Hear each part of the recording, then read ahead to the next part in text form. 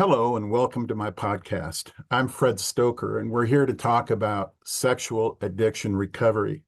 Today's topic is morality or something more when it comes to sexual sin. Let's get started. Jennifer Lawrence was recently talking about her full frontal nudity in her new film, No Hard Feelings. She really had no qualms about doing the scene. She said she didn't give it a minute thought. It was just a hilarious scene, and she was excited about doing it. It was cute. Now, I feel like that's a really simple and straightforward attitude, and I think it's fine. I mean, she said basically it was very clear that she was proud of the fact that she had kind of broken free from the archaic darkness of morality that surrounds the whole topic. And of course, in this world, we do have a tendency to look at sexual things, nudity, sex acts in film, porn, as primarily a moral issue. And actually, that does cause us a lot of problems with just categorizing it just that way. You know, she was proud of that and thought it was cute. The thing is, it took nothing to do that. There was no effort to that. I mean, she just had to take off her clothes, come up out of the water, have a little fight scene while the cameras rolled, and everything was fine. And the reason why it was hilarious to her is that she has no morality. That's fine. Everyone on this earth gets to choose their morality. Everyone on earth gets to choose who they follow. But the trouble is, she didn't think it was a big deal. But it actually is a big deal because it isn't just a moral issue. All I could think of as I read that article was an email I received from a young man, a painful one, about 15 years ago. And in the email, he simply said, I've read your book and I really understand now what happened to me back when I was a young teen. There was one night I was alone in my bedroom watching the movie Chicago. And the sensuality of that film took me over, and I masturbated that night, and it started me on 10 years of long and painful addiction to sexual sin. So, when I hear that, I know that Jennifer thought that was hilarious, but it isn't hilarious when we put that in film and it starts someone on a long road into addiction. And how many young men are going to end up in addiction because of Jennifer Lawrence's hilarious little fun game there on the beach? I get really concerned about that. And what I really get concerned about is that the darkness and the shackles that she thinks that we've thrown off really aren't being thrown off in the way that they need to be. A lot of times what happens is we'll look at that and we'll say, look, I'm just not moral, and so I don't have to worry about that. But the thing is, when we talk about sexual sin, when we talk about sex acts and nudity and porn, it doesn't start and stop with morality. There's much more to it. My latest book is Battle On, Battle Over. My wife joined me in writing it, and it was a really fun time for us. You can get that book or Every Man's Battle at fredstoker.com and let me know the impact. What I now understand is that when people talk about dumping the archaic nature of morality, that isn't really the archaic issue we're talking about here. Do you know what's really archaic? Is going on and believing that sex acts in film and nudity in film is just a moral issue. That is completely archaic. We know so much more about the impact of visual sexuality and the human eye and the human brain, that there's no way that we can just look at it the same way ever again. And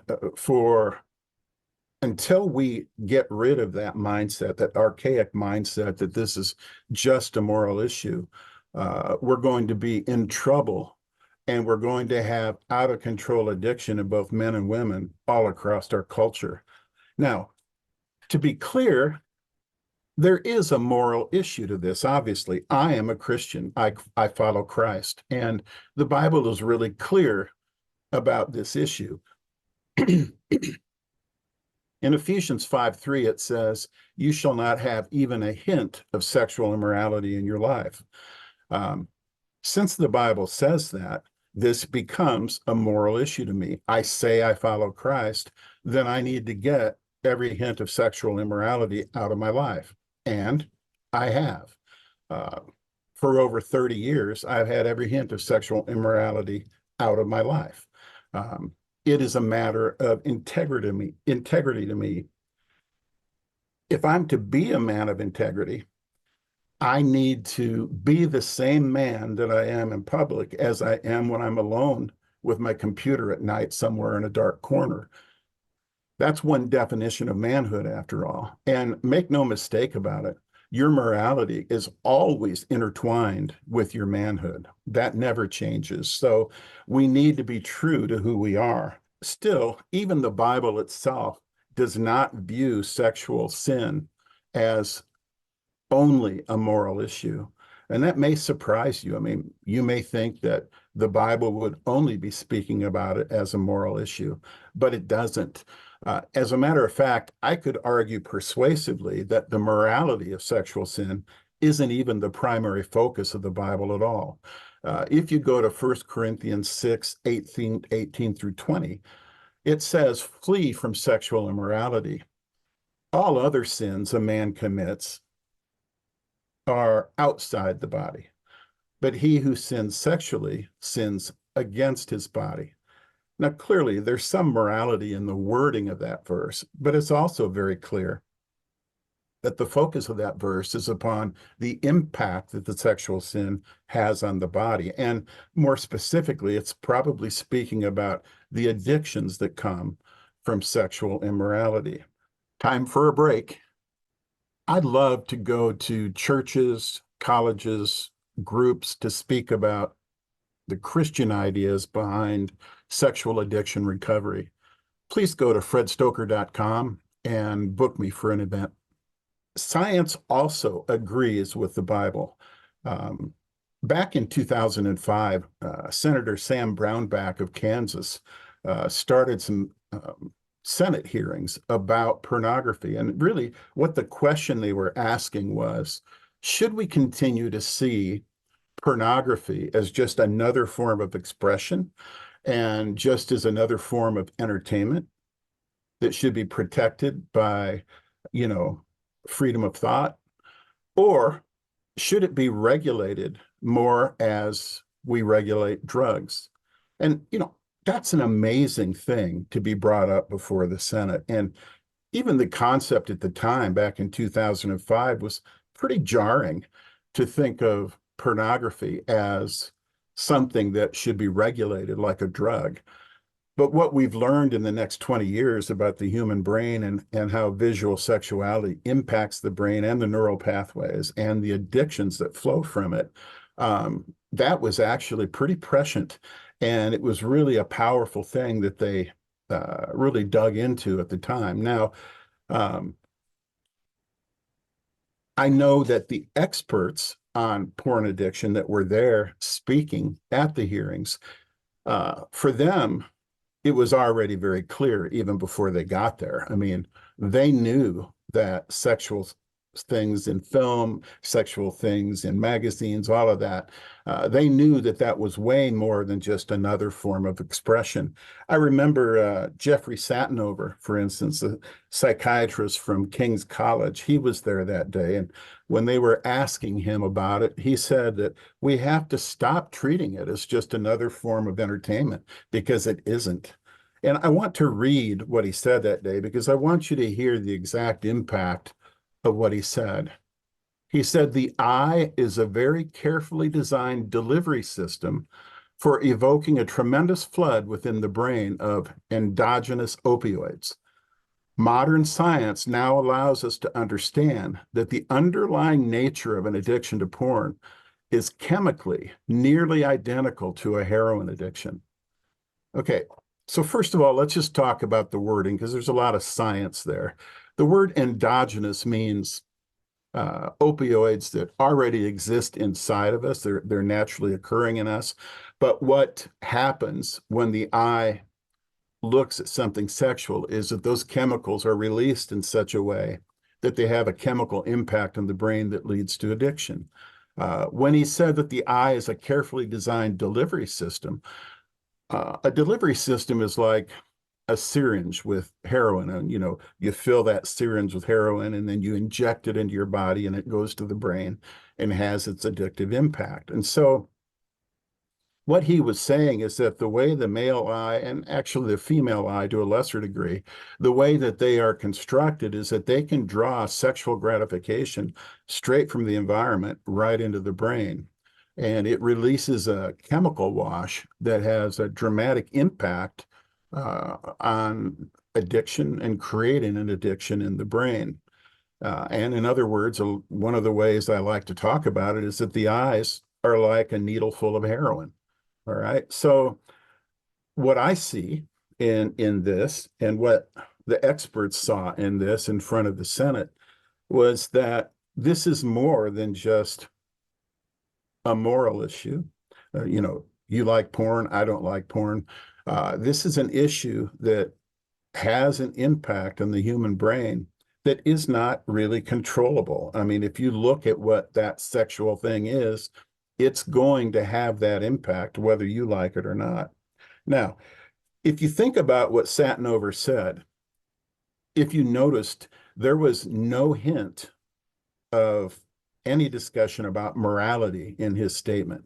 It was all about the science, okay? Sure, there are spiritual issues when it comes to sexual sin, and especially if you're a Christian and you're a Christ follower. But the real issue is that this is not just a moral issue. There is a science-backed impact on the human brain that needs to be understood. You can't just be Jennifer Lawrence and say, well, it was funny, and because I'm more advanced than you and I'm more enlightened than you, I can have fun with this while you fret and rub your hands together and cry. Okay, well, there's more to it than that.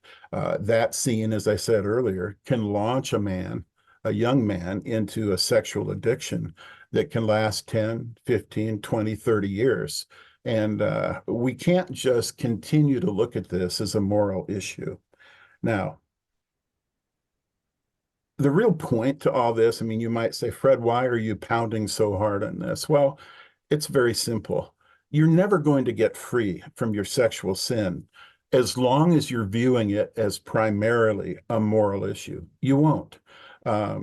You just won't, because you're not doing the things necessary to break the flow of drugs that keeps you addicted.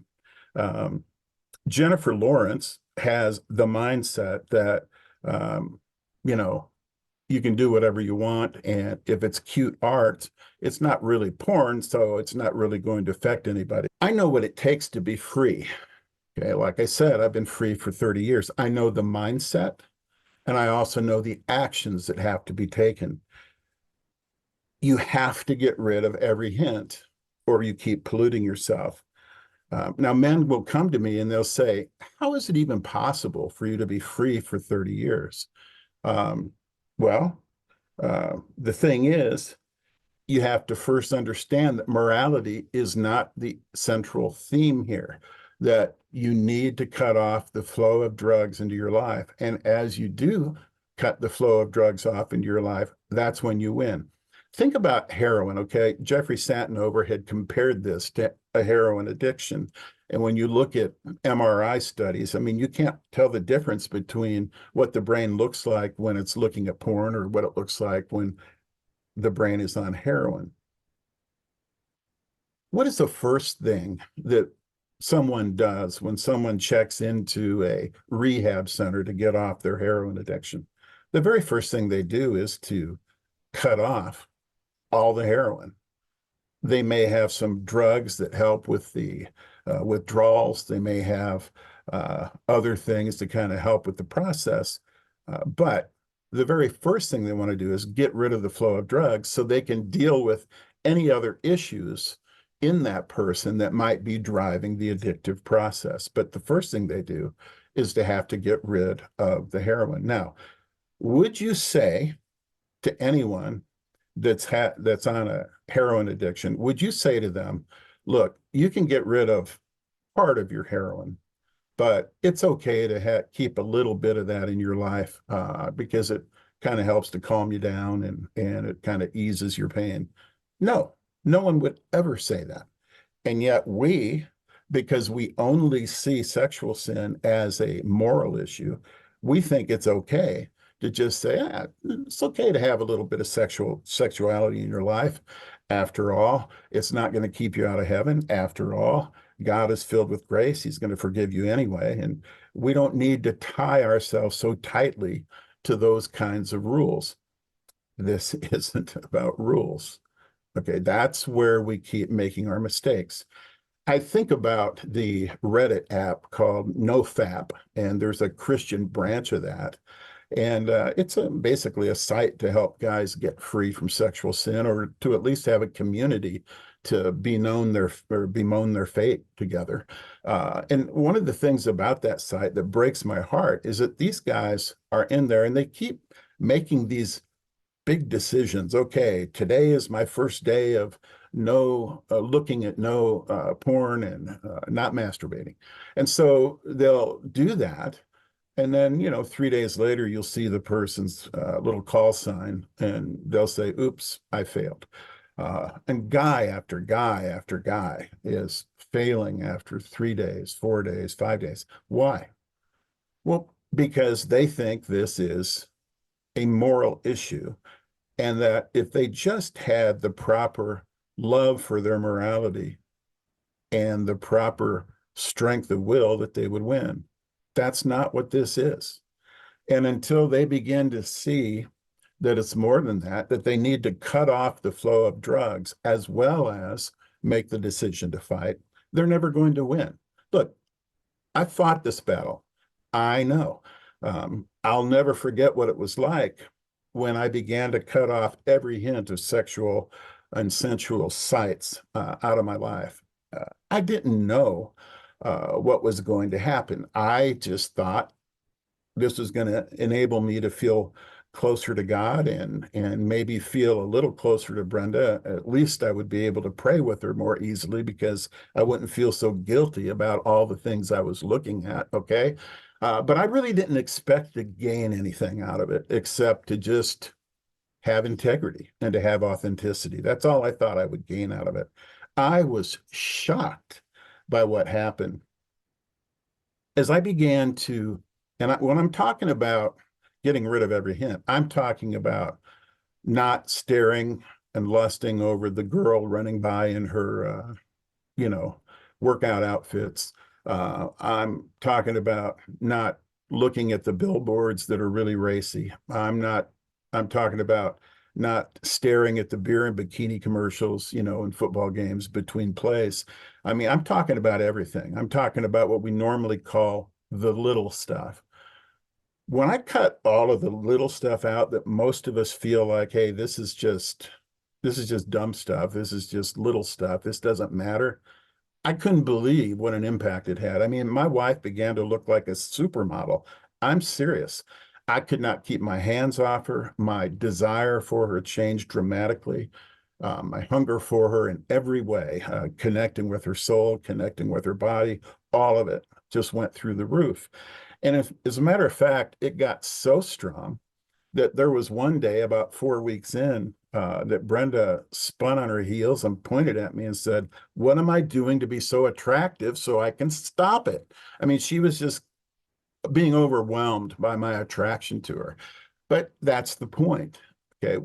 When I cut all of those flows of drugs that have that impact in my brain, when I cut all of that out, not only did it change me, Brenda noticed. Even people outside of me noticed. And we need to understand that as long as we just see this as a moral issue, we won't have the strength to fight through this. What happens when we cut the drugs off is it begins to reverse um, what's happening in your neural pathways that continue to strengthen that addiction. What happens is the addiction begins to weaken. And I'll never forget when that began to happen, where the pull, or what some people call the temptation, that almost a shepherd staff around the neck pulling you towards a computer, or some kind of sexually hot scene, that began to diminish. And I began to have true freedom in my life. The impact of Every Man's Battle, Every Woman's Battle, and that entire series of books never ceases to amaze me. I wrote Every Man's Battle 23 years ago, and I'm still getting emails from readers about the impact that it's having on their lives. Please go to fredstoeker.com, pick up a copy. Let me know how it impacts you. I go back to Jennifer, and I go back to what was said in that article, and I want to read you something by Robbie Vorhaus, a communications expert. I want you to listen to what he says, because it's very appropriate and very relevant to where we're living as a culture. This is what he said. No one under 40 cares about Jennifer Lawrence or any other actress's boobs.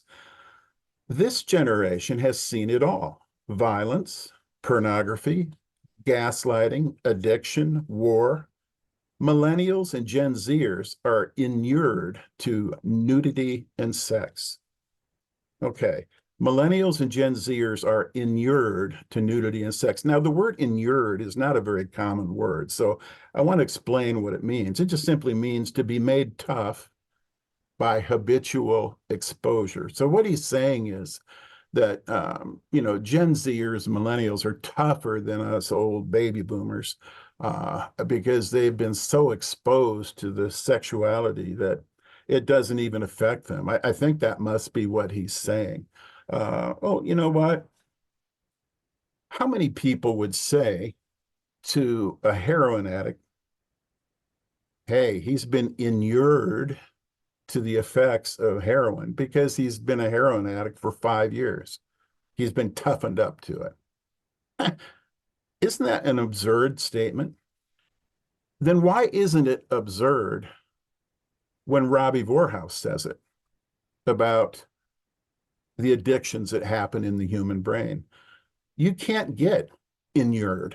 You can't get toughened. Okay, sure, you can get desensitized to it a little bit.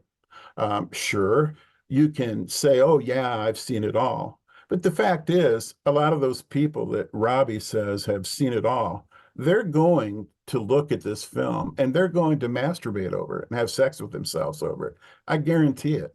And it doesn't matter, okay, because what they're going to see is a very hot piece of sexuality just racing through their eyes and into their brain.